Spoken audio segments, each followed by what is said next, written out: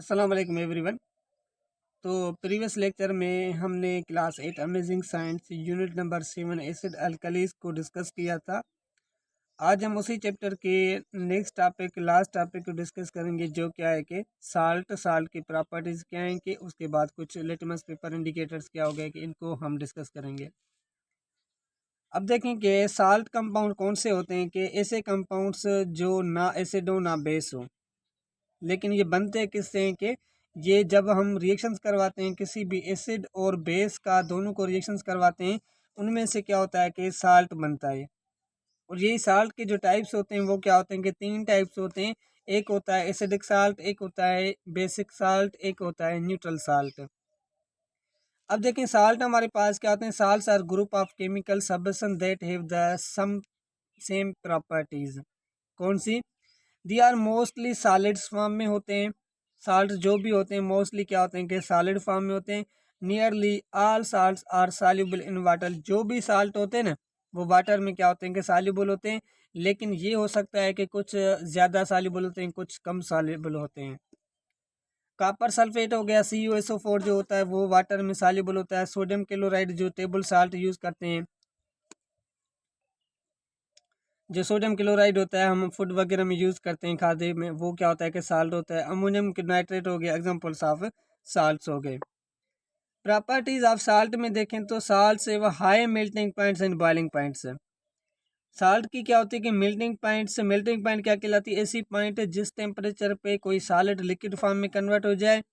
Boiling point वो point जिस साल मतलब कि ऐसी पॉइंट, ऐसा टेम्परेचर जिस टेम्परेचर पे लिक्विड कन्वर्ट हो जाए गैसेस फॉर्म में।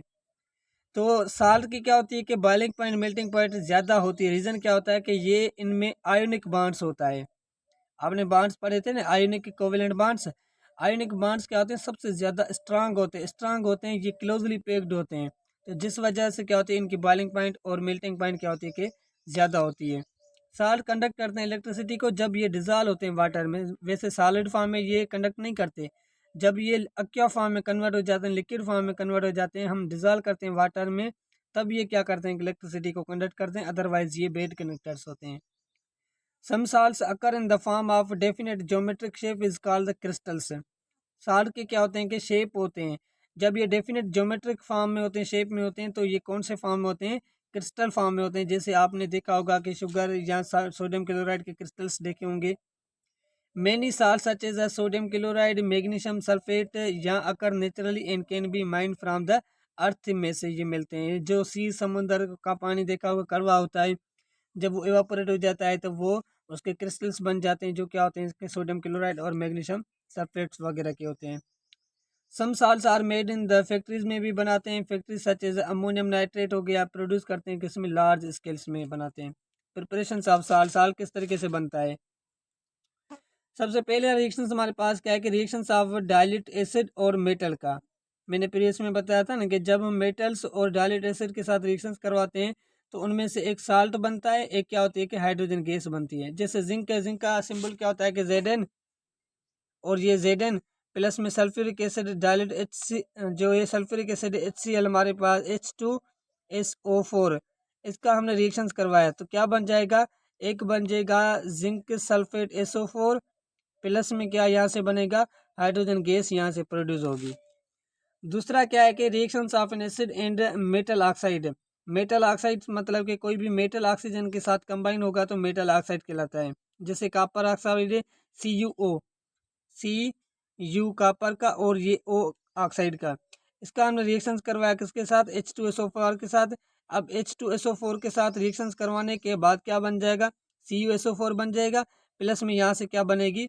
यहाँ पे वाटर प्रोड्यूस होगा। मतलब कि एक तो बन गया CuSO4 कॉपर सल्फेट जो साल्ट है, प्लस में क्या बना? यहाँ से H2O वाटर बनेगा।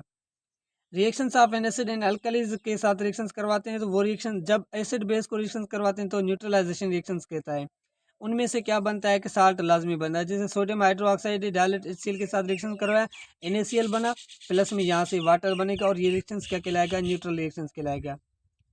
Reactions of two salt solutions precipitation reactions. जब दो साल्ट को आपस में रिएक्शंस करवाते हैं तो उसमें से क्या होता है कि प्रेसिपिटेशन रिएक्शंस होता है। जैसे बेरियम सल्फेट है BaSO, बेरियम क्लोराइड है BaCl2, मैग्नीशियम सल्फेट है, मैग्नीशियम सल्फेट हमारे पास MgSO4 होता है, तो बेरियम सल्फेट बन गया प्लस में मैग्नीशियम क्लोराइड बन गया। दोनों क्या है कि साल्ट है, एक साल्ट प्रेसिपिटेट फॉर्म में, एक साल्ट हमारे पास ये। तो when the two salt solution mix करते हैं तो white powder barium sulphate formed immediately which settles bottom, this is called the precipitate reaction. Precipitate का मतलब होता है क्रिस्टल्स का बनना। क्रिस्टल्स यहाँ से क्या होते हैं कि बन जाते हैं, जिसको हम क्या कहते हैं कि प्रेसिपिटेशन रिएक्शंस कहते हैं। उसके बाद क्या है कि यूजेस कहाँ कहाँ पे करते हैं। Salt are use to make other salt, salt use होते हैं दूसरे साल्ट्स बनाने के लिए। They are use makeup fertilizers बनाने के लिए। फर्टिलाइजर्स मैंने कहा ना कि जो मेडिसिन बनाते हैं प्लांट्स वगैरह या जो वेजिटेबल्स वगैरह के लिए। वो use sodium chloride common salt in our food में यूज़ करते हैं। साल्ट यूज होते हैं प्रिजर्व फूड करने के लिए, मतलब कि खाद्य को प्रिजर्व करने के लिए, सही तरीके से रखने के लिए आप साल्ट को यूज़ कर सकते हैं। उसके बाद क्या है कि इंडिकेटर्स, इंडिकेटर्स वो नहीं जो आप यूज़ करते हैं कि बाइक्स वगैरह में।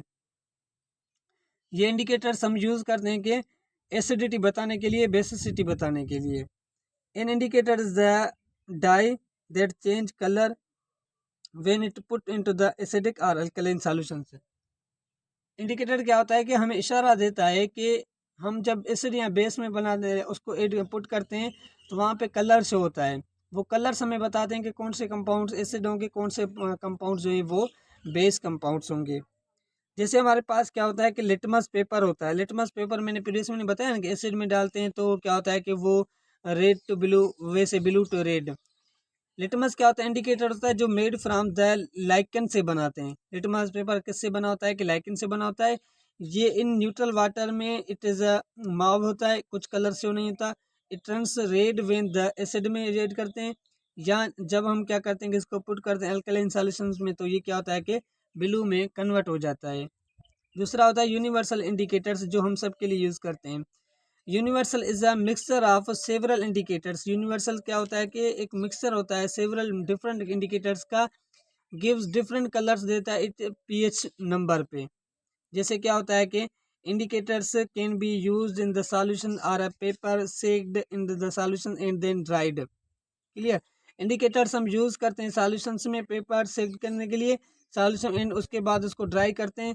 तो पीएच पेपर पे क्या होता है कि special kind of paper which is coated with chemical substance होता है। It is a light green colour से होता है। इफ एन एसिडिक सॉल्यूशन होगा तो पुअर्ड ऑन टू इट होगा कलर।